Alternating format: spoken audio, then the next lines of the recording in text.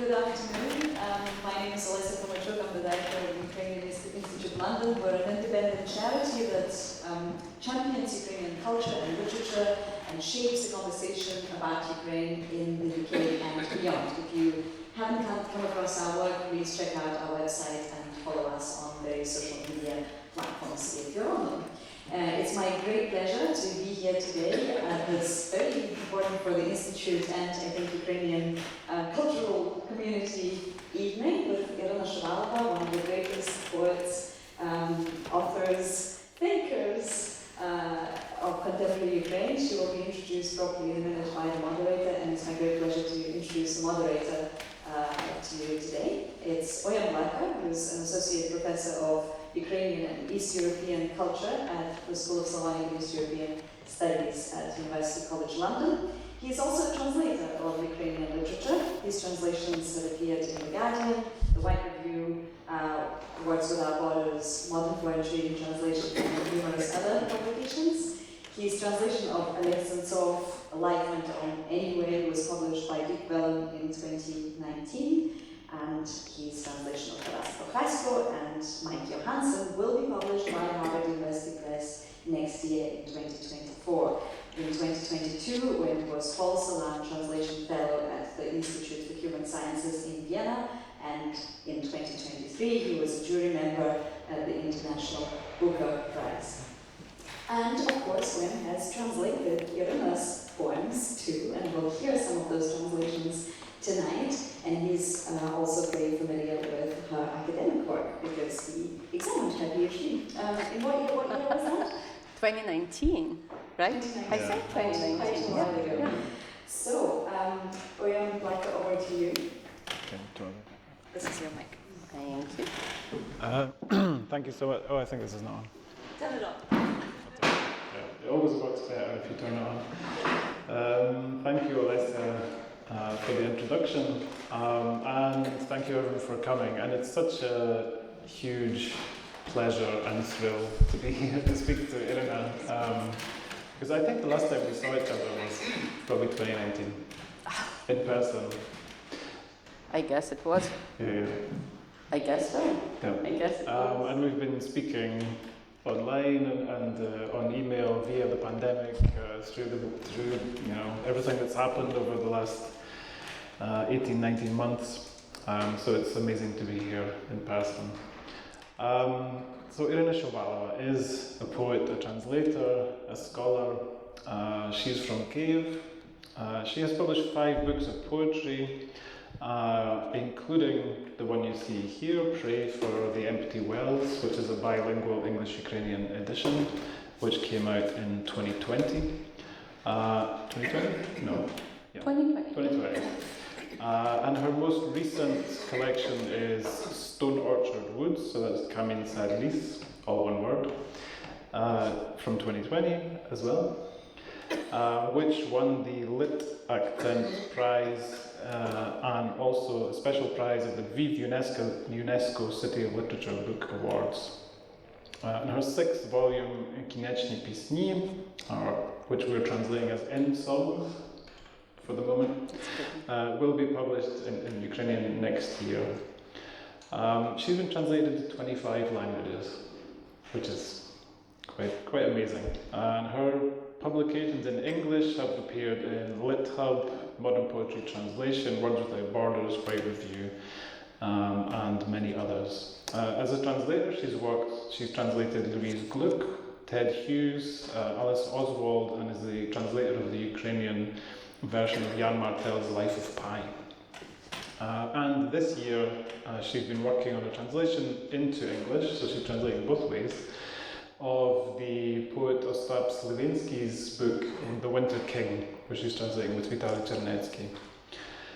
And she is also, probably the first time I heard her name actually, was as the co-editor of 2009 of the first anthology of queer literature in Ukrainian called 120 Pages of Sodom.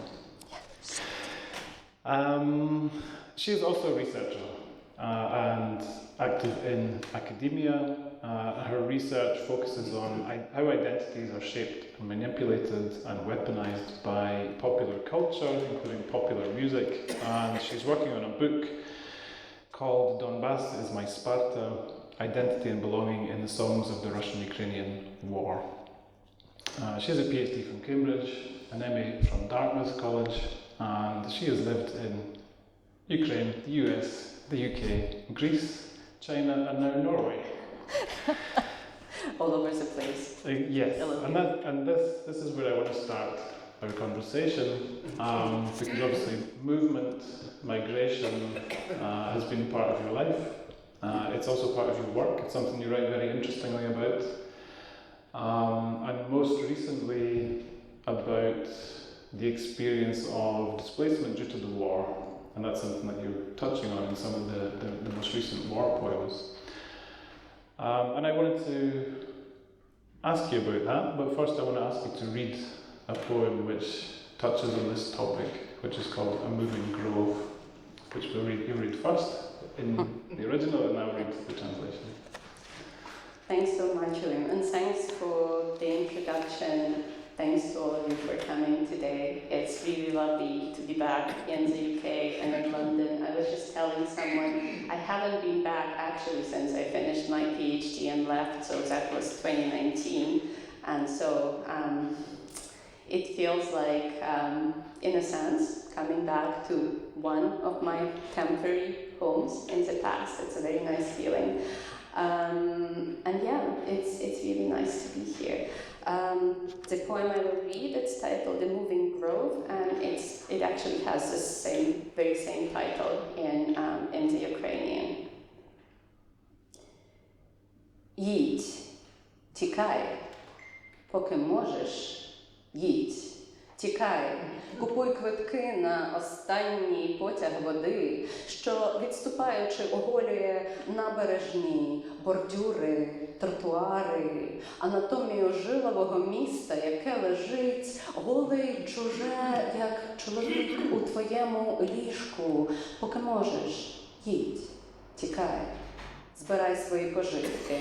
Все, що твоє, забирай з собою. Прикушені губи, розбиті коліна, надтріснутий баняк голови, з якого помалу цідиться пам'ять, а все, що можеш залишити, залишай.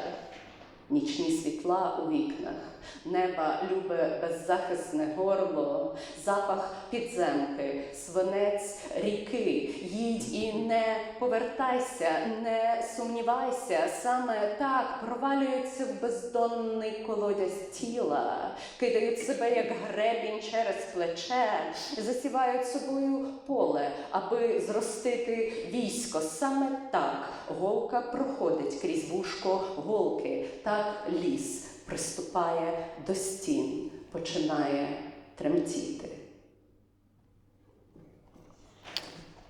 Thank you. So I'm not going to be able to reproduce the style of your reading, which is just something else, but I'll do my best. So A Moving Grove. Go, escape while you can, go, escape. Buy tickets for the last train, the last water train. As it subsides, reveals curbs, pavements, the riverside, the anatomy of the sinewy city that lies naked and unfamiliar like a man in your bed. Go, escape while you can. Take all your belongings, everything that's yours, split lips, cut knees, the cracked jar of a head from which memory slowly seeps, and all you can leave, just leave behind. The evening lights in the windows, the beloved exposed throat of the sky, the smell of the subway, the lead of the river. Go and don't come back. Have no doubts. That's how it is, to fall into the bottomless well of a body, to throw yourself like a comb over your shoulder, to sow yourself across a field so that a host of warriors might grow. This is how the needle passes through the needle's eye. This is how the forest shall come up to the walls and start to tremble. Thank you, Uilleam, for the translation. And generally, I just wanted to say that it's a real pleasure to work together on these translations. I'm very lucky in that. To your question, so displacement is something that I have been thinking about probably before the war started, not in the same way, of course. It's just I've always been fascinated by distance and by place, and I think I have always thought of time as a place of sorts, and of distance also as a kind of time, in a sense that when time passes we become distant from our past selves. And so I feel that whenever I try to write about time, I end up writing about place and returning to specific times as places, and the other way around. And then of course, even after 2014, when the war broke out, and especially in 2022, when the displacement it caused became especially massive, even though, of course, a lot of people from the affected regions have been displaced even before, I started thinking about it in a different way, through a different lens. Distance has also been something that was an essential part of how I had to process this war, because in 2022, when the full-scale invasion happened, I was living in China. I had a job there, and I was in Nanjing when obviously the news came that Russia has invaded Ukraine. And for me, I think one of the ways of thinking of trying to kind of rope was this experience of what was happening in my home country where my loved ones live, was through kind of thinking about the place where I was as well, Nanjing, and that's why the first cycle of poems that I wrote in response to the full-scale invasion was titled Kyiv Nanjing, because as you might know, in the city of Nanjing also has lived through a terrible tragedy during the Japanese occupation, during the Sino-Japanese War, and it's known as a Nanjing massacre, when thousands of civilians of the city population were massacred by Japanese soldiers. And so to me it was just such a surreal thing to be in a city outside of my home country which has suffered a terrible tragedy and which I was trying to learn about as a part of being in that city, and at the same time just having a terrible tragedy happening in my home place. And at first, I think the feeling was that I couldn't process it, I was not doing it the right way, I was questioning whether I should be even trying to write about this war, because it felt like it was not happening directly to me, so should I be writing about it? Do I have the right to write about it? And I thought I couldn't process it because it was not happening directly to me. And then when I think we had one of our first Zoom readings with my friends, my colleagues, Ukrainian poets and writers who were in Ukraine at the moment, and I shared this feeling with them. They just laughed at me in the kindest way possible, and they said, "You really think that we kind of sitting in Kyiv, in Lviv, and wherever now, that we fully grasp the reality of what's happening?" They said, no, I mean, we just kind of carry on, because the scale of it, obviously, the emotional scale, the scale of human suffering, is impossible to really grasp. And they said, that in a sense, what they were saying, there's always this distance of just unimaginable when we talk about things, wars, like what's happening in Ukraine, like what's now also happening between Israel and Palestine. There's a scale. And I think the level of human suffering is such that there's always a distance we cannot really cross.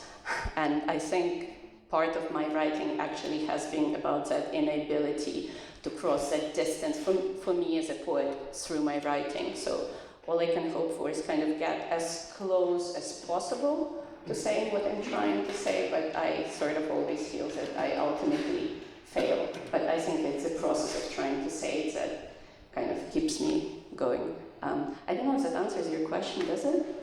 It answers my question, and it kind of answers my next question as well. But I want you to talk more about... I'm getting ahead of myself. You are. I shouldn't have sent you the questions. I don't remember them anyway. As you can tell. Okay. Yeah, I want to ask you about writing about the war. I was lucky enough to be last week at the Lviv Book Forum, and there were multiple events which had kind of similar themes, which is basically like how to speak about this war, how to find language to speak about violence or trauma. How are writers changing the way they write? How are they, perhaps changing the genre in which they write in order to more, get a better approach to this, extremely difficult subject? Even, the question of them writing in languages which are not their own. To have, like you talked about, that distance. Sometimes you feel too close to things in your own language, and you need to, having another language allows you to step away from it. And all of these kind of questions are coming up. And just following Ukrainian poetry over the last, since February, but also to an extent before, one of the big themes is actually language itself, and like the limits of language, and how language seems to kind of fall apart and disintegrate, and we have to kind of put it back together, and all of these things. A lot of it, it's about the war, but it's also about speaking about the war. Yeah. And you've written about that as well, very interestingly, which is going to be the next poem that we'll read. So I don't know if you want to read the poem first and then we talk about it, or you can tell me maybe about how you found the language and then read the poem. Yeah, I'm thinking let's do it the other way around, because there are a few things that I want to say, and I'm afraid I will forget them if I don't start with them. But it's just quite a coincidence, like what you were saying. It mirrors my very recent experience, because I just came back from Yorkshire, and I was there up at Landbank Centre of the Arvin Foundation, and I was teaching a course, a creative writing course. And we had a very, very special group there, and the whole group was made up of refugees and asylum seekers. And that was exactly the experience, what you said, even which language do we write in. So for example, we had several Kurdish participants, and that's what we talked about a lot, because they feel like even though maybe their English is not quite as strong yet, they feel like they would like to write in English so that they can get a message about the situation of the Kurdish people across in English, and they feel they can reach out more effectively. But at the same time, when you hear them read, and their English poems are incredibly powerful, but of course when you hear them read in Kurdish, it's a mind-blowing experience, because you feel what's happening in the language sort of physically, just kind of how they inhabit that language different. And so that's one thing that I wanted to mention. And another one, I'm just thinking back to 2014, because it was quite a coincidence. I was just finishing my master's course at Dartmouth College in the US, and 2014 was the year when the annexation of Crimea happened, and then the war broke out in the Donbass, and it was also a coincidence that it was the year when two of my books came out. And so when I came back from the US, which was late summer, August, everything was really in turmoil in Ukraine. It was very fresh for people. Everyone was still grappling essentially we're still grappling with how what's happening can be happening. But I remember just going on a book tour and meeting with people, all over Ukraine, and those small bookshops, book cafes. And I was puzzled at first, because people kept asking sort of the same type of question. And the question was, tell us how we can speak about this. And I had no clue how to react to it. And yet, so as a poet, as a writer, I was expected to have some sort of way, so to use my language as some sort of tool that people could relate to and could also in turn use to process the pain they were going through and the experience they were living through, and that, of course, they never expected to live through. I suppose I speak for most of us, if not all of us. And I think that's kind of taking us one step closer to answering your question. So, what language can do and cannot do. And I feel that back in 2014, what I would say in response to those questions would usually be more along the lines of, well, you know, poetry can name things, and things, especially if those are terrible things, if those are cruel, hurtful things, they need to be named. They need to be expressed, because what we can express is somehow something we can grasp, at least to some extent. That's my feeling as a poet. I mean, I'm doing it probably for myself, first of all, just to put things into words, and then it feels like the first step to take. So that was me in 2014, you know, and I could maybe, you know, quote Martin Heidegger and say, because he thought so. I dabbled in philosophy at one point. That was my first degree I did, was in philosophy, and Heidegger, was all his many faults. One of the things he said about the language of poetry was that the language of poetry names things, and by naming things, it kind of brings them from that, well, let's call it primeval soups, the space of being, where everything already is, but not necessarily is for us, into the space of existence, where it comes across for us, and where we can interact with things. We cannot just interact with being as a whole. We are part of it. But with what's in the existence and what is named through poetry, for example, through language, we can deal with that somehow, successfully or unsuccessfully. But I suppose now I feel less optimistic about it, and I guess I feel more acutely the limitations of language and the impossibility of saying certain things, and yet I keep writing about that impossibility. That's very true, and I think the poem you wanted me to read, and I agree it's a good one to illustrate this, is about the impossibility of saying things, of expressing the ineffable in a sense. And this is a poem from a cycle that's called To Write About War. And this is a poem number 1, but there is also a poem number 0, sort of. And that one, I don't remember it verbatim, but it goes along the lines of a poet is good for nothing, a poet is good for nothing, a poet is good for nothing, gives them a shovel or something, sort of makes them useful.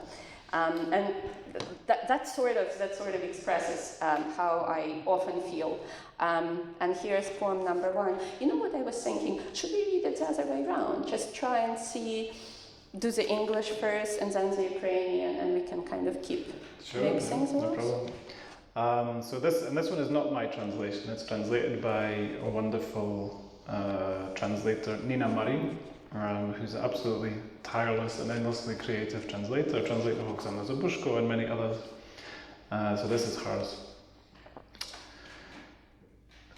There is no language that could possibly hold all of this.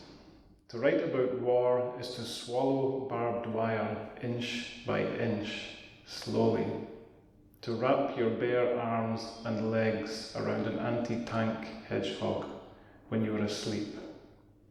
To screw metal words into the crushed bones of the morning, one after another. To shell the bean pods of your words open like bullet casings, to shake loose death black lentils, pain peas of lead. To drink from puddles, first the deafening rumble, then the thick scarlet silence. Немає жодної мови, в яку це можна вмістити. Писати про війну – це як ковтати колючий дріт повільно за сантиметр. Обіймати ввісні протитанкового їжака голими руками й ногами. Металеві слова наполегливо вгвинчувати в роздроблені кості ранку. Вилущувати зі слів, як із гільз, смерть, чорну сочевицю, біль, свинцевий горох. Пити з калюш то оглушливий гуркіт, то густу червону тишу. Thank you. Thank you.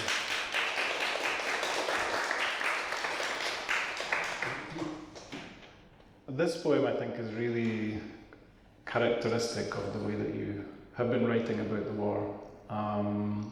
And it contains, the things that really often grab me when I read your poems. And not so much grab, it's more like, it's like a punch in the gut sometimes, It's very physical, and I have this, I read your poems and I have a physical reaction sometimes to them almost, kind of goosebumps, or, something happens. And there's something physical, there's something very physical in the poems. The way that you write about the experience of the war, the reality of war. I think, to me, it's kind of related about finding this language. You spoke that I actually rewatched an event that the Ukrainian Institute did a few years ago, maybe like 2-3 years ago. We're still in lockdown, right? In when lockdown, we did an online one. And actually it was with Nina. And you talked about the danger of using euphemisms to talk about war.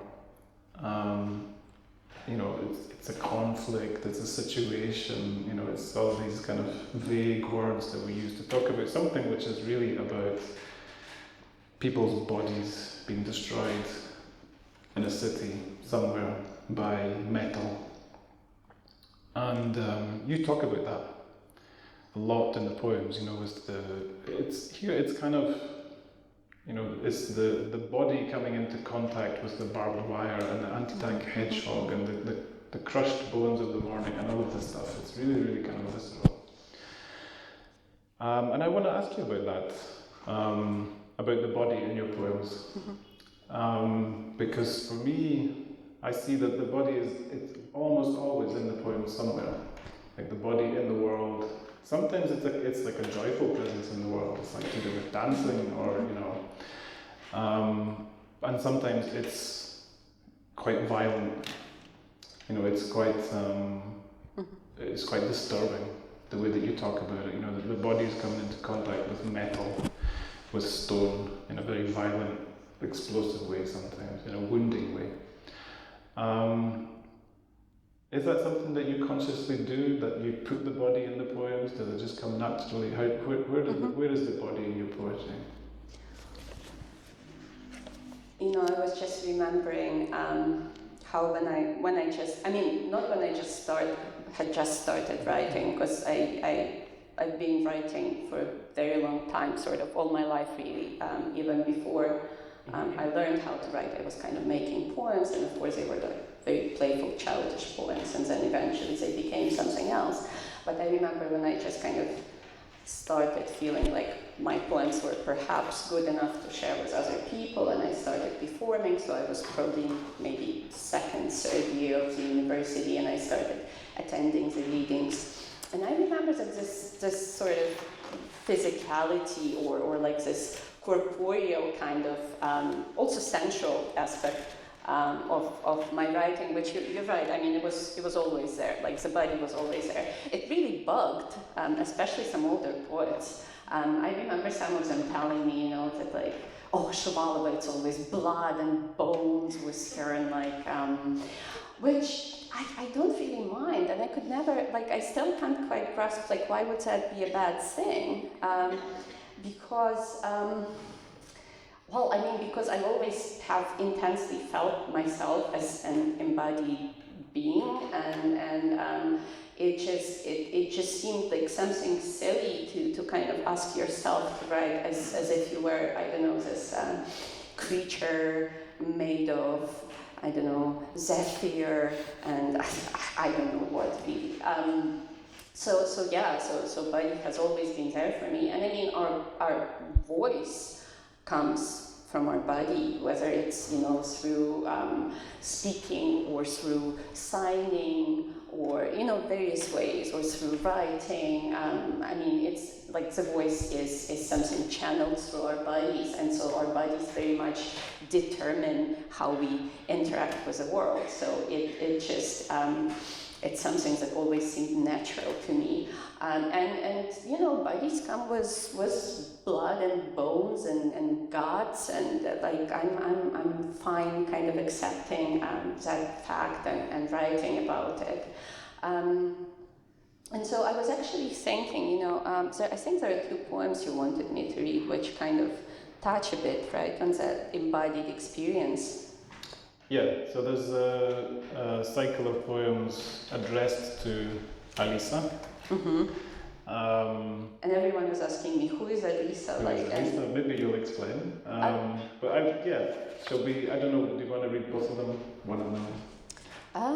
I was thinking, so maybe I'll just say that there is no Alisa. Alisa is this made up thing. I mean, it probably started as some sort of derivative of Lewis Carroll's Alice, but then it just became this sort of, I don't know, imaginary friend, I guess. And for me, that's also an illustration of how sometimes when we need for something to happen, we really need for something to happen. So I really needed to address like this specific cycle of poems to someone. I wanted to speak to someone specific, and that someone almost materialized through language.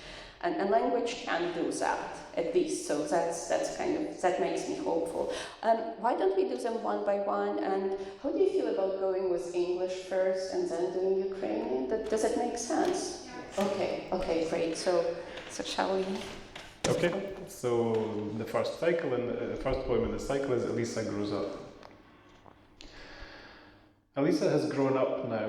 The rabbit's house is smaller than Alisa, and now Alisa squeezes her ribs with her elbows and tries not to breathe, because if you breathe in, you'll inflate like a balloon and burst. If you breathe out, you'll turn into a tiny spot and disappear. Now Alisa is too small even for herself and too short. We all know what happens to those whose legs dangle off the end of childhood beds.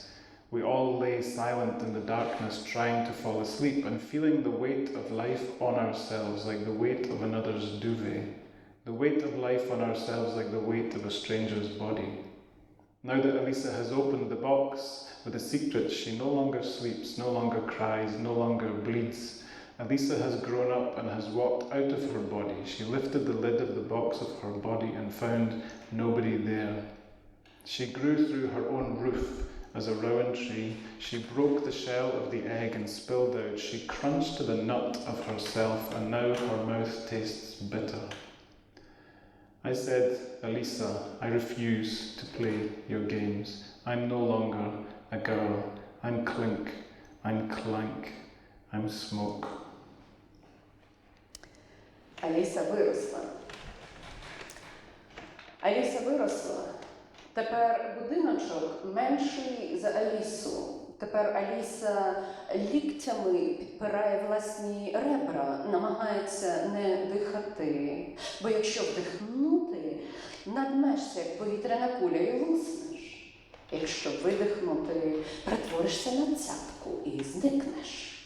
Тепер Аліса затісна сама для себе, закоротка. Всі ми знаємо, що буває з тими, чиї ноги звішуються з дитячого ліжечка. Всі ми лежали мовчки у темряві, намагаючися заснути, відчуваючи вагу життя на собі, як вагу чужої ковдри. Вагу життя на собі, як вагу чужого тіла. Тепер, коли Аліса відкрила скриньку з секретом, вона більше не спить, більше не плаче, не кровоточить. Аліса виросла і вийшла зі свого тіла. Аліса відкрила віко над скринею власного тіла, а там нікого.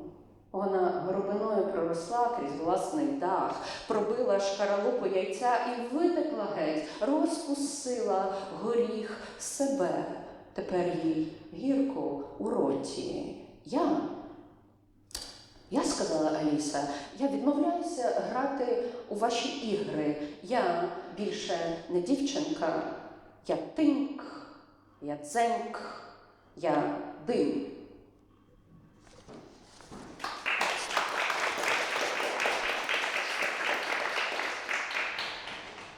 I think that image of she crunched the nut of herself and now her mouth tastes bitter, I love that. And it just feels like, I don't think I've ever heard this sort of the moment of, it feels to me like the moment of becoming like an adult, the moment of understanding who you are as a human being, that you are a human being. and it's bitter. That's how I understand it. I just love that image. No, I was in the US a few weeks ago and I was reading, and then someone came up to me after the reading and said, you know, that Alisa poem, and he said, I'm Alisa. And I don't know, that's the best compliment you can make a poet, that their work becomes someone else's something, right? Should we do the second one? Yeah. Alisa's scars. Scars, Alisa make a girl a girl. Without scars, you're a tabula rasa. Your battles are not even begun, and so are worse than lost. Your hands without those bruises, without those fine cuts, are not hands, but birds' feet, weak, unable to hold onto anyone or anything. Alisa, scars make a girl a woman. Where it's thin, that's where it tears, Alisa, and where it heals, and where the blackness gets in and dwells in us like in the bowels of a stove. Anxiety ferments in us in dark jars, a murky, sleepless brew. Whoever drinks it will wander oblivious, laughing, tripping over their own shadow and crying, not daring to breathe without you, Alisa, but you. Scars, Alisa, make a girl a devil, a landslide, a plague, 100-headed hydra, a deus ex machina, a roiling river in springtime, foam on the lips, a rusty needle, a beast's yellow eye, a beast's yellow fang, a long starless night, a whiz, a hiss, a curse. Scars, Alisa, always hurt, Alisa. Шрами, Алісо. Шрами, Алісо, роблять дівчинку дівчинкою. Без шрамів ти табула раса. Битви твої не почато, а отже гірше, ніж програно. Руки твої без цих синців, без цих тоненьких порізів, не руки, а лапки пташині, безсилі, не здатні нікого і нічого втримати. Алісо, шрами роблять дівчинку жінкою, де тонко там і рветься Алісо, там і гоїться, там і оселяється в нас чорнота, як у череві печі. Там бродить у нас неспокій, в темних дзбанах, каламутна, безсонна брага. Хто нап'ється, той без тяму блукатиме, реготатиметься, через тінь свою перечіпатиметься, плакатиме, без тебе дихати не смітиме, Алісо, а ти, шрами, Алісо, роблять дівчинку чортом, лавиною, чумою, стоголовою гідрою, богом із машини, здибленою рікою навесні, і ржавою голкою, піною на губах, жовтим звіриним оком, жовтим звіриним іклом, довгою ніччю без зірок, тінню, різзю, віссю. Шрами, Алісо, завжди болять. Алісо.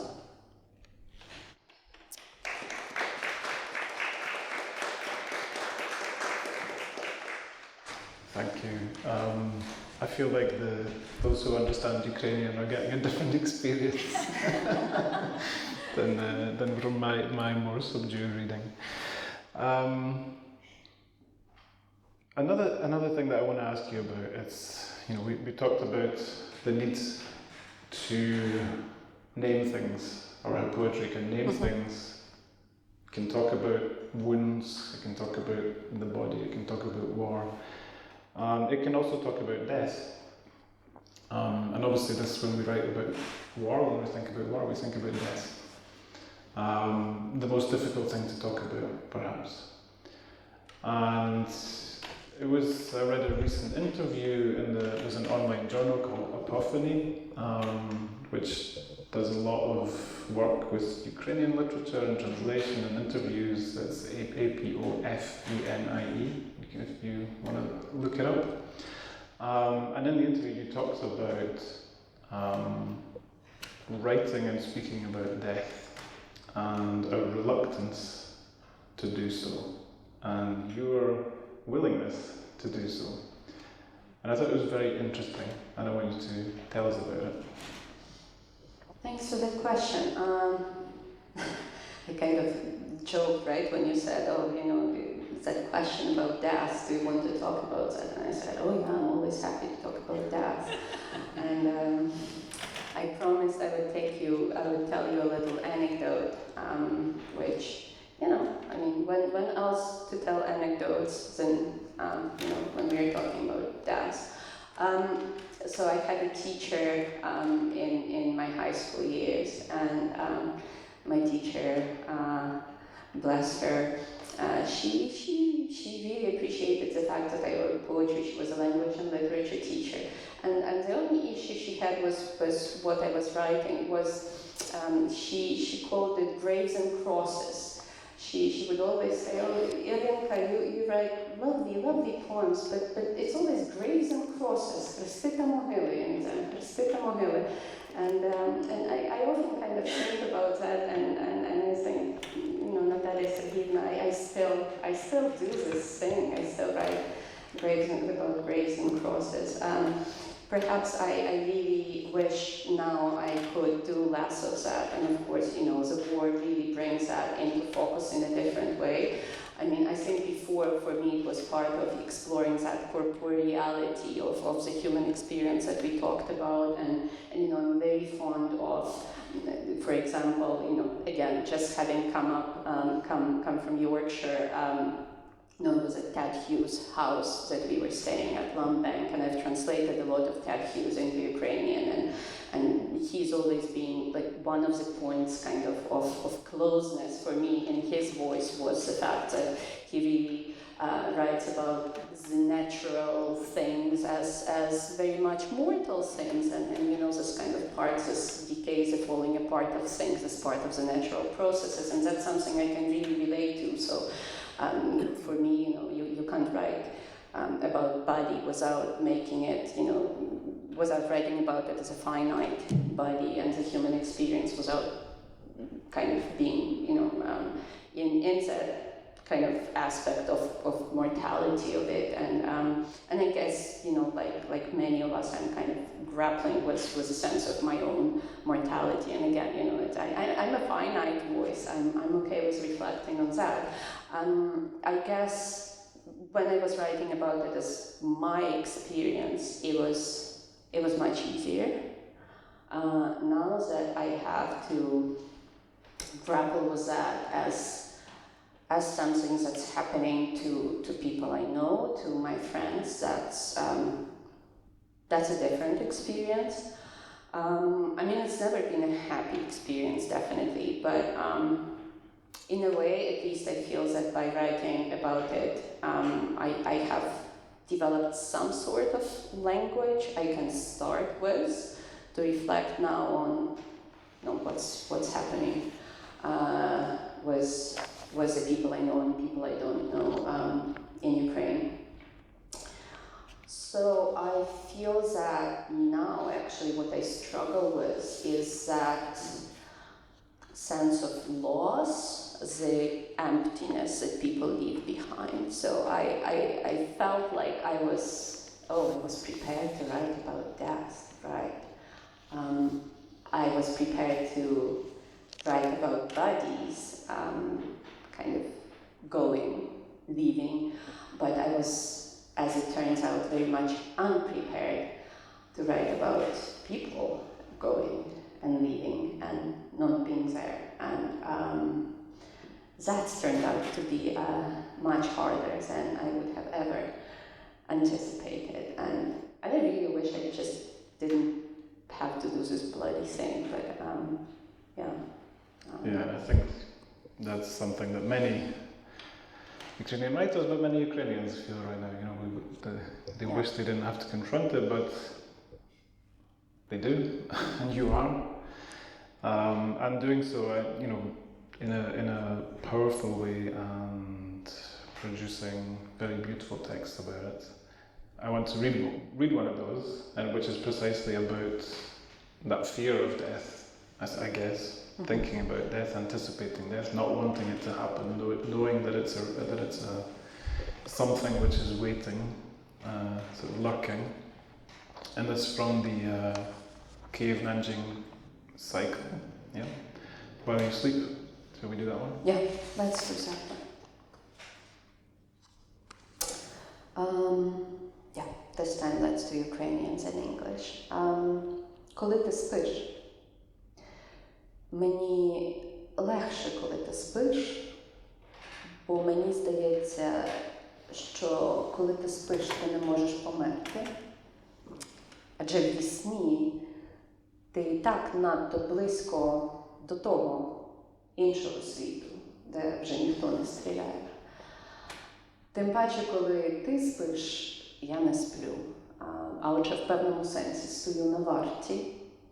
Якщо не тебе, ти так далеко, то цього дня, цього світла, на 6 годин попереду тебе несуться ранкове сонце, як стяг, що розвівається і над країною живих, і над країною мертвих. Їхні прикордонники розвісили гвинтівки на деревах і полягали ліниво на траві. Ці дві країни ще не розірвали дипломатичних відносин. While you sleep. It's easier for me when you sleep, because it seems to me that while you sleep, you can't die. After all, asleep, you're already so close to the other world where there's no shooting anymore. And also because while you sleep, I'm not asleep, and so in some sense, I'm standing guard. If not guarding you, you're so far away. Then this day, this light, 6 hours ahead, I carry this morning sun like a banner that waves over the land of the living and the land of the dead. Their border guards have hung their rifles in the trees and lie down lazily in the grass. These two countries have not yet severed diplomatic ties. Thank you, Uilleam.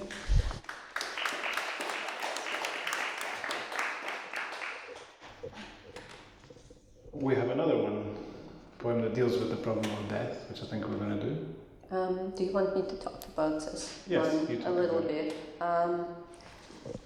I mean, it's usually I feel like there's no need to speak specifically about poems because poems kind of have it all inside. But this one, I just want to give you a little bit of a context.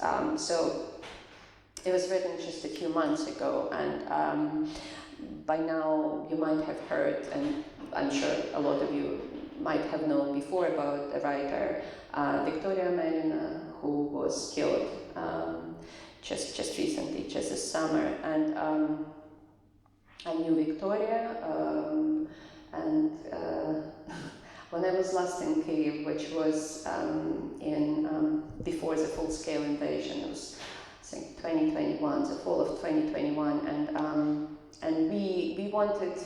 Victoria wrote to me, and she wanted to meet up and sit at the restaurant, have a nice meal, have a chat, because we haven't seen each other in person for a long time, and that one thing came up and the other, and we never did have that meal, and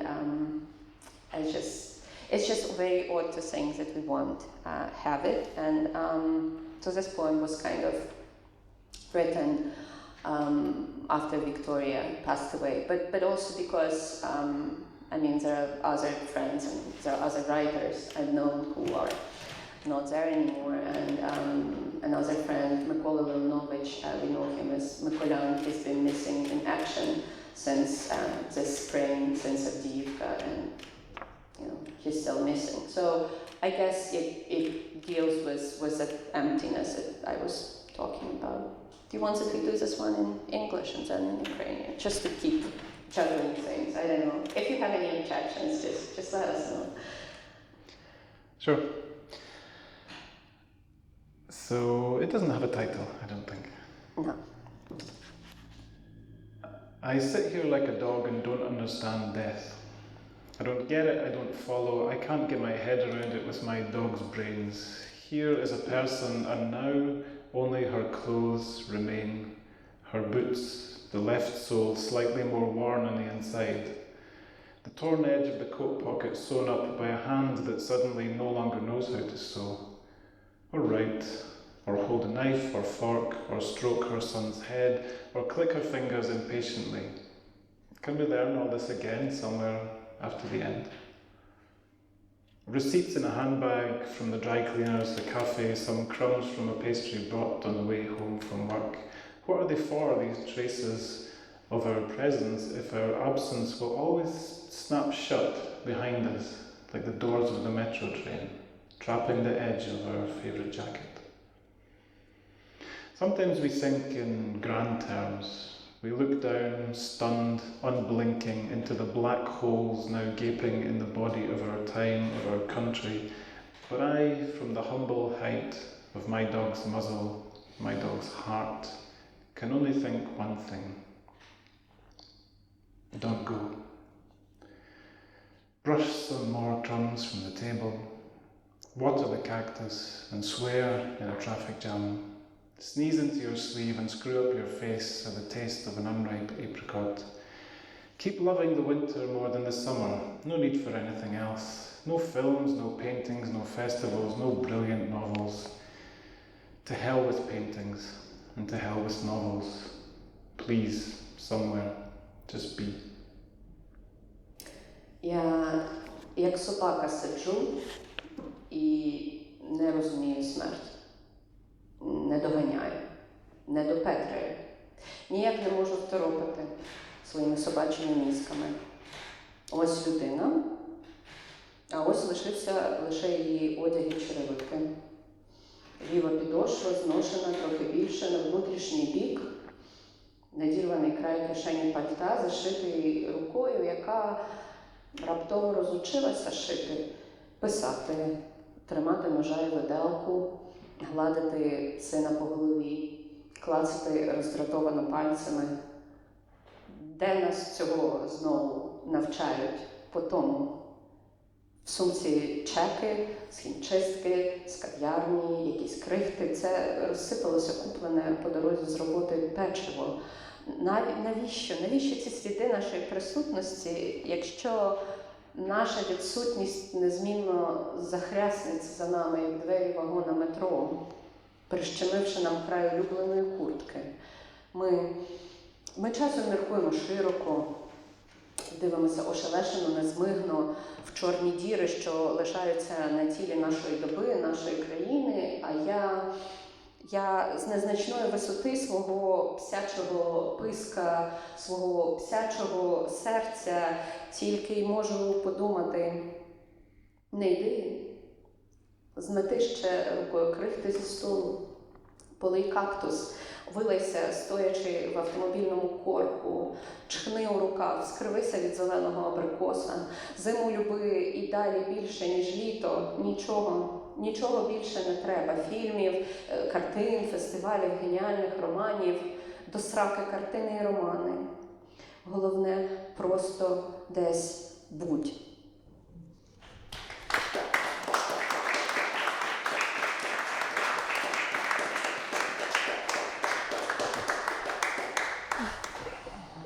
Thank you for reading that so beautifully, and thank you for writing it.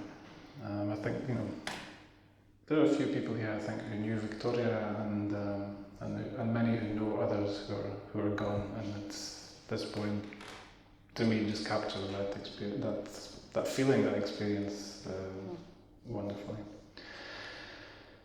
We're not going to end on death, though. Although that might be logical, but we're not going to do that.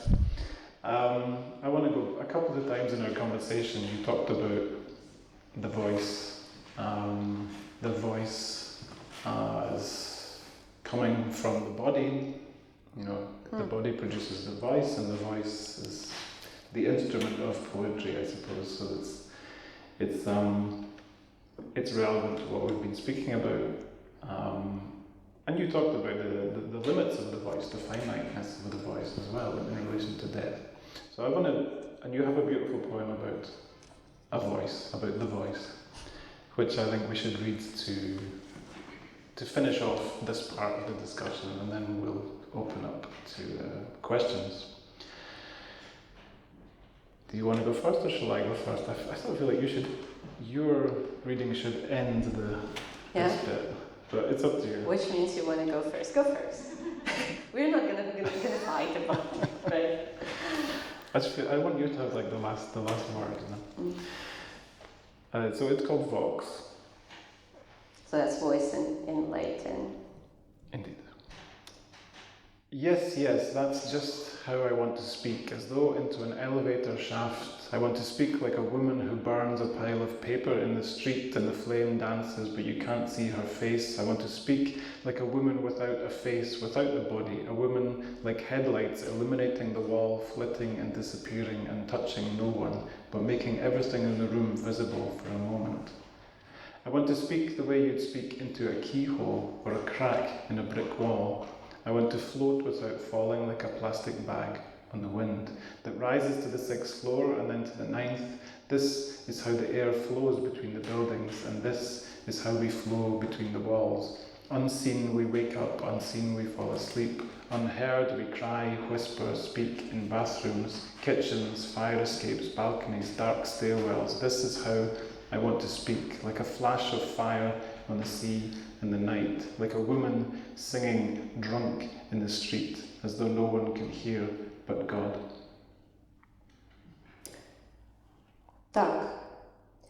Так, саме так я й хотіла б говорити, як у шахту ліфта.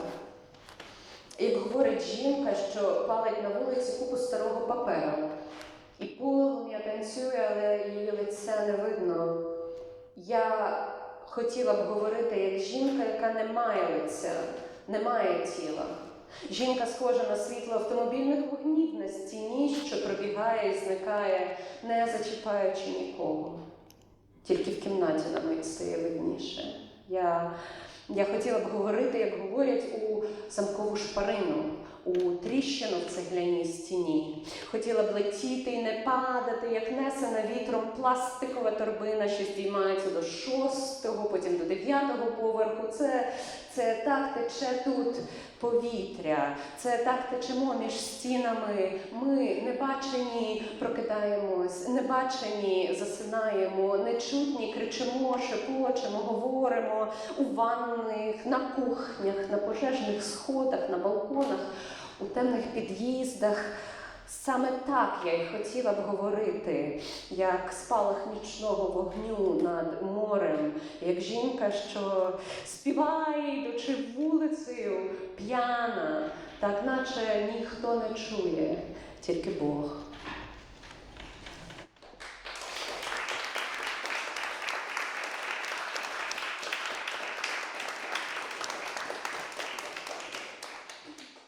Thank you. Just brilliant. And I think we should speak now. We should all speak. I want to open up the floor to questions from you guys, what you think about, what you'd like to ask Iryna. Maybe some of you know her work and want to hear something. Please. Yeah, if you have any questions, just go ahead. Yes. Thank you. I have a couple of questions, if I may. So, my first question is about language, the first topic that you talked about. And I suppose because 2014 happened quite a while ago, and 2022 also right now, more than a year and a half ago, I wanted to ask about the Ukrainian language and whether it has somehow changed in response to the war, and whether these changes, if they exist, have also become a part of the poetic language. So can we say that Ukrainian poetry as such has maybe changed in response to the war? And my second question is, you mentioned you told us the story about your language and literature teacher, which was, I think, quite familiar to many young people who write about slightly edgy topics. But I wanted to ask about Ukrainian readers now. Do they want to read about the war? Because I know that many people in Ukraine nowadays, especially if they're displaced people from the East, they don't want to talk about their experiences. So do they want to engage with these same experiences through poetry and literature? Thanks, and those are two wonderful questions. So for the first one, in terms of how language has changed in response to the war, the first kind of response I get, and that's I guess a researcher in me, is I don't have enough data. We are still in the middle of it. But of course, as a poet and as just someone kind of as a part of a community, yes, of course it has changed, and it has changed in a variety of ways. But one way that I think is remarkable is it highlights this regenerative power of language, because our language has had to incorporate, the Ukrainian language has had to incorporate a lot of, just words describing not only, military technology or the events of the war, so specialized kind of vocabulary, but also words for horrible things, words for death, words for ruin, and they were there, and we've known them, for example, from folk songs, or from, I was going to say from talking with our grandparents about their experience of the Second World War, but in reality then, I just recalled a recent conversation, and most of our grandparents didn't want to talk about that experience. So it's almost like there was a gap closing on that space of the language for terrible things, and of course repressions, all that. And it's almost like that language was getting encapsulated, like a bullet might get encapsulated inside the body, and then suddenly it kind of all broke loose and broke through, and now we need to use it. But I think the beauty of it is that it really becomes a language of poetry as well, and that means that because I feel that poetry is a space where language recreates, renews itself, regenerates itself, and if language can do that, language can give tools for people to sort of do that, to reflect in that way on their experiences, and it almost, it reminds me of, I don't know if you've seen those photos, but from the areas where, villages have been bombed down, or the cities where the houses have been almost completely ruined, and often people don't have the means to rebuild those houses, or perhaps it just doesn't always make sense, because they never know if the front line is going to be back, or the shelling is going to come back, and those houses will be ruined again. But they live in those houses, they make them homes again. They will put a carpet on that wall was a huge gap in it, and it's a very human thing to do. It's to make a home out of a ruin, and it's not just pretending that a ruin is a home. It really is making a home again.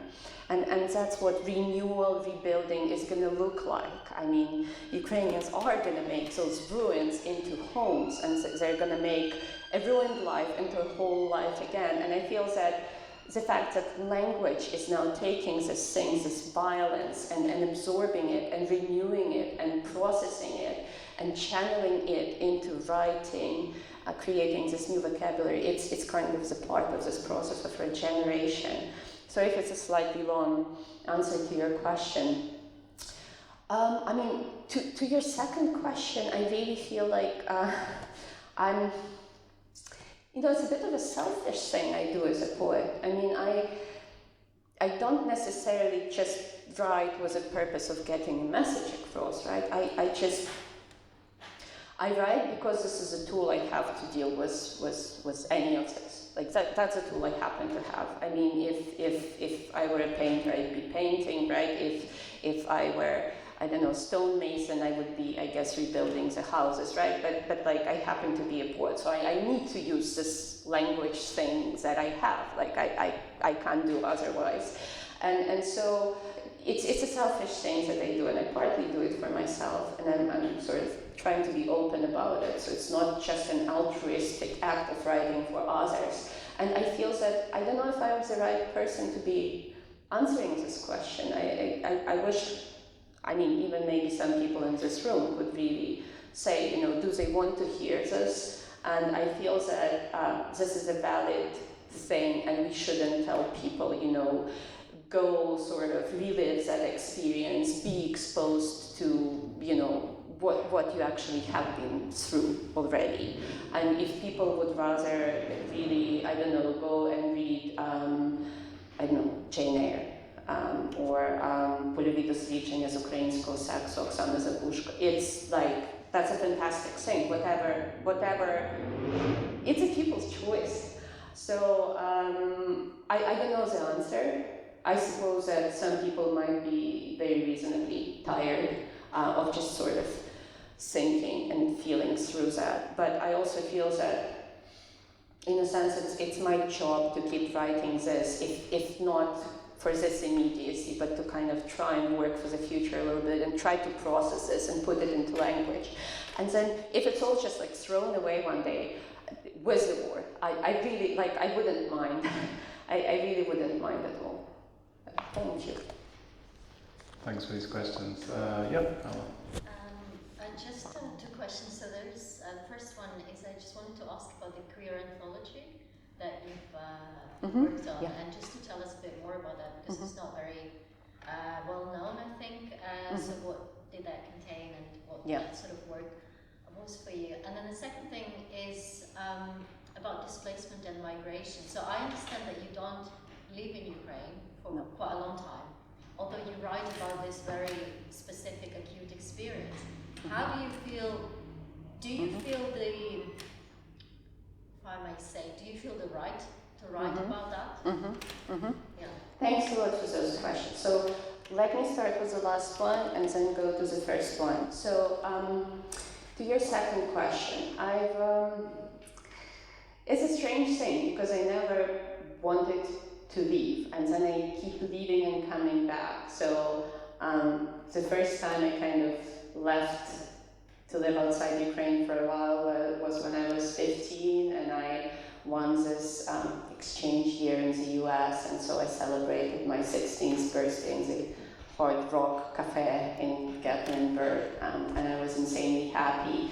And then sort of I came back it was 2013, so almost 20 years later, when I came to do my master's. And I did my master's for a year, and then I came back to Ukraine. And I worked on some projects, but then, like these conversations that I mentioned about, what can we do, kind of how do we get the language for the war, etc. So I kept thinking about those, and that's when I decided to do my PhD. So then I left to do my PhD, and so that was the longest time. For the first time I was living away in 2016, 2019, and then I spent 1 year in China, and I came back in 2020. So then I was in Ukraine again for a year. And then I actually left in the November of 2021. And it was a difficult situation because my mom was still in Ukraine, and almost immediately we started hearing about the experience of Ukrainian people. And I was in China of all places, which meant I couldn't bring anyone in to the country. We kind of barely get in, my daughter and I.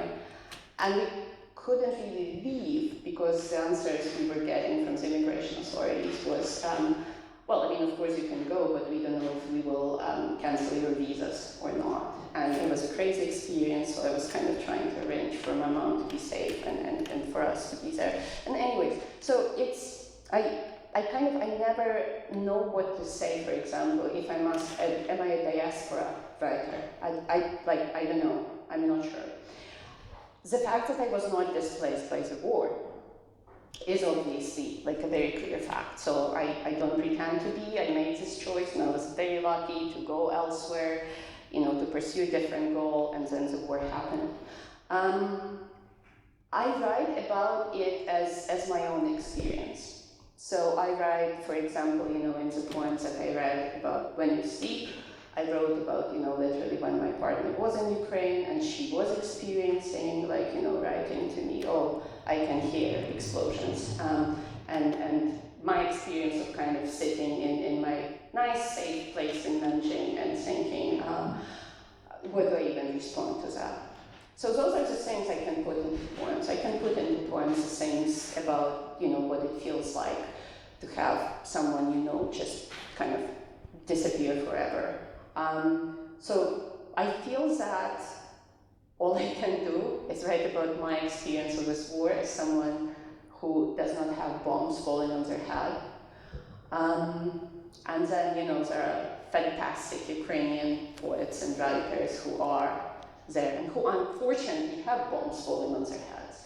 And so I think they do their part, and I feel that maybe I can sort of be another piece in that mosaic, in a sense. So the last thing I would want to do is ever to kind of pretend that things are happening to me in the same way. But also, again, I feel like there are so many experiences of this war. For example, my partner's family, their hometown, and I mean, touch wood, their hometown hasn't been bombed a single time. But they've been living through all this kind of over a year and a half, right? Oh, it's going to be 2 years soon. Thinking, when is it going to happen? Is it going to happen? And so, that's also an experience. So I don't know if it answers your question, but kind of just gesturing towards answering it. And could you remind me of first question? The first question about the queer. The queer anthology, right? Yeah.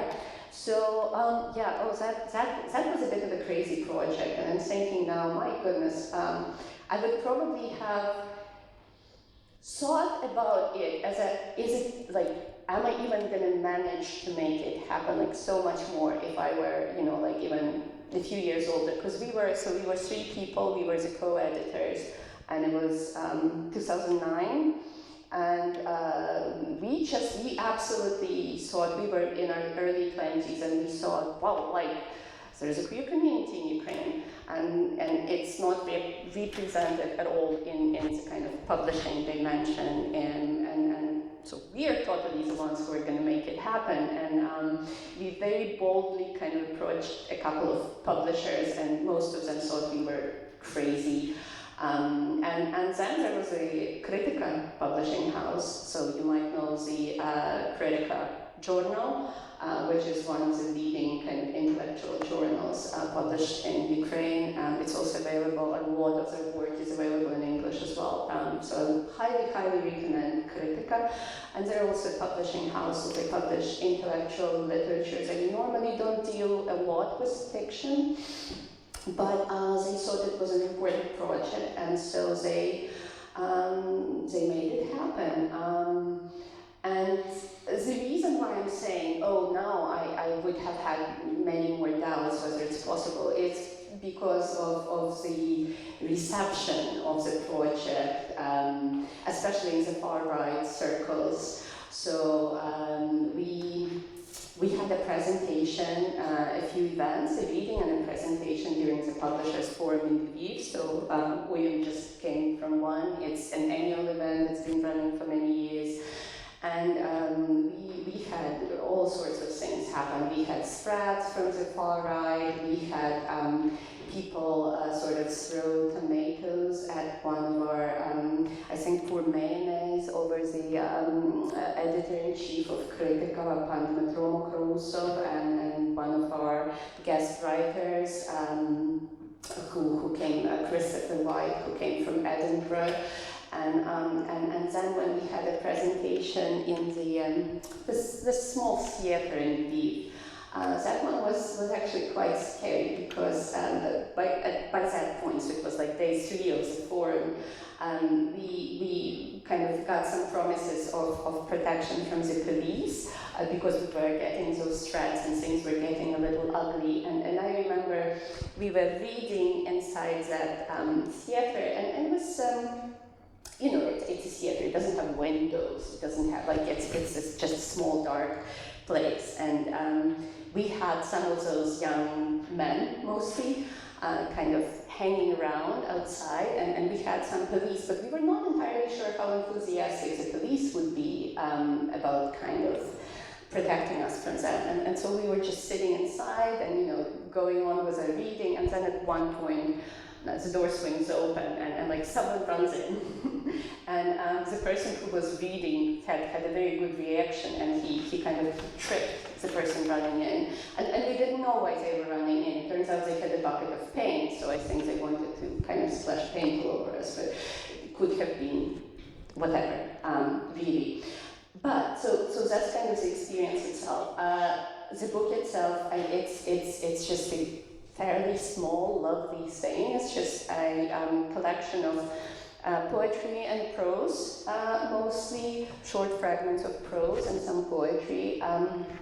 It's in Ukrainian translation, so it doesn't come from Ukrainian writers. That was the first idea we had, and we just couldn't sort of find enough people who were, again, for obvious reasons, often willing to kind of step forward and have their work featured. So we kind of had writers from, I can't recall now, I would say around 20 different countries kind of writing in different languages, and we translated their work and put it together. And Vitaly Chernetsky, who's a wonderful scholar of the post-Soviet, East Asian, East European, Eurasian, that wonderful contested space that we inhabit, but also a scholar of queer writing as well. He wrote an introduction and sort of helped us with the compiling the book. And then we had a lot of fantastic translators just kind of come together and help us with it. And it exists. And since then, I mean, a few things have been published that feature queer themes, and I think actually coming out soon, there's a first, I'm not sure if it's an adult or young adult novel, but it's by a Ukrainian writer, and it's like just like an openly queer, normal novel. But that's the first. There was another one, but that one was more like a hush-hush kind of poorly kept secret queer book. But that's it. That since 2009, right? So I'm happy this book exists. I'm happy it's out there, and it's really nice to see people kind of coming back to it, because I don't think we sold like a whole lot of copies. I mean, we had more presentations. We had at some point we had Antifa people kind of just keeping the far right guys away from us, and there were some fights. Anyways, so, but it's nice, it exists. Thank you for asking about it. Yeah. Sorry, I end up making such long replies. It's That's okay. That's what we're here for. Any more questions? We probably have time for one more, I think. Yes. First of all, thank you so much for your reading. It's quite impactful. Thank you. You mentioned that you also translate, right? You translated into Ukrainian. So my question is more related to your connection, your personal engagement about translation, language, and your inner voice. You write poetry in Ukrainian, but you also translate poetry into English, because recently there is a collection by Oslo published in translation by Vitaly Chernetsky and you. Have you ever tried to write poetry in English? Have you ever thought of self-translating your poetry into English? What is your personal attachment, personal engagement? Have you ever thought about writing in English? Do you feel that that would be kind of a shift of your identity when you start writing in another language? Can you find your voice in English? Oh, thank you. That's a lovely question. I mean, there are a lot of yeses in my responses, and one very important no. So absolutely a yes to have I tried self-translating myself? Oh yeah, hell yeah. I mean, I have, of course, like as a young poet, and like, someone should translate me. Would you translate me? Oh, no one would translate me. I'm going to go on and go ahead and translate myself. And it was a horrible experience. It was torturous. I mean, I'm not even talking about the quality of those translations. I don't think I'm well placed to speak about those. But it was just torturous because, and I realized why, and that's why I don't do it anymore. I mean, I co-translated at some point with someone, but really that someone had a lead role in the translation process, and I was just sort of giving feedback. Because I realized that as a poet, I'm so much inside my poetry And as a translator, I need to be a bit outside. I need to take that step away and look at it and kind of understand how to bridge that space between that text and sort of the context where I'm, as a translator, where I'm placed, which I'm embedded in.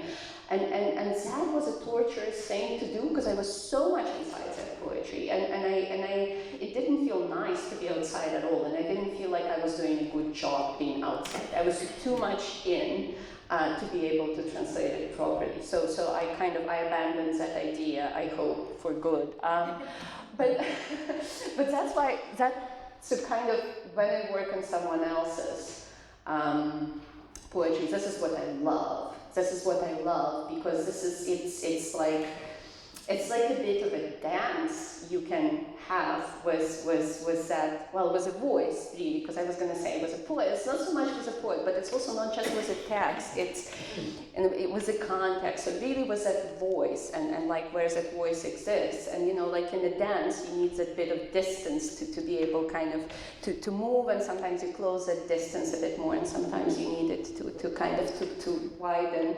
And I love that feeling. So I love kind of taking a bit of my voice and kind of a bit of that other person's voice or that poem's voice and try to use both of them to kind of bridge that gap between the two. I love that. And to answer the part of your question about writing in English, I mean, of course I've tried, and it always felt like a game, like playing around. I mean, I don't mind playing around with poetry, but it never felt like making poetry happen, because so it never felt like doing poetry. It felt like playing with poetry, but never felt like doing poetry. And absolutely, I mean, I think it would not be just a shift of my identity, it would be a shift away from my identity. Like and again, I know these are tough choices. You know, I mentioned, you know, the poets I was just working with up at Arvin, and you know, some of them choose to write in English, and you know, that's a fantastic choice. Like whichever choice you make as a poet, you know, it's your choice, it belongs to you. The one that seems right is right for you. For me, I said, no, it's not working, it doesn't feel right, it doesn't feel like I'm in the same place, working with the same matter. I don't know. So I just like, I don't do it. It can be fun, I can play around with it. I really enjoy translating into English. I think it flexes some of the similar muscles without kind of forcing myself to pretend to be someone else, sort of, than who I am. So thanks, those are lovely questions, really. Absolutely. I think we have time for one more question.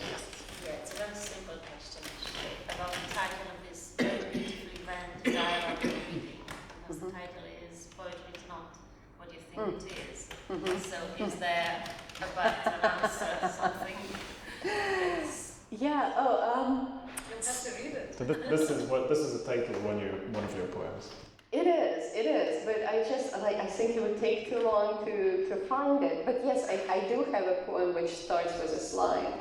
And essentially, I think it wraps up nicely, the answer kind of wraps up nicely all the things, or many of the things we touched upon, because essentially the essence, the intention of the poem was to say that, okay, poetry is not playing with words. Poetry is something that happens, it's an embodied thing, it's like a child learning to crawl or to walk. It can be very raw, it can be ugly, it has a feel to it has a taste to it, it's a thing in the world, it's a voice that's coming from a very, very specific place. It's not a disembodied thing. And I feel that, you know, the voice, the place, the body, we talked about those things. So essentially, kind of, it's all that we said today. But again, that's my poetry, and I don't pretend to say, oh, that's what everyone's poetry is like.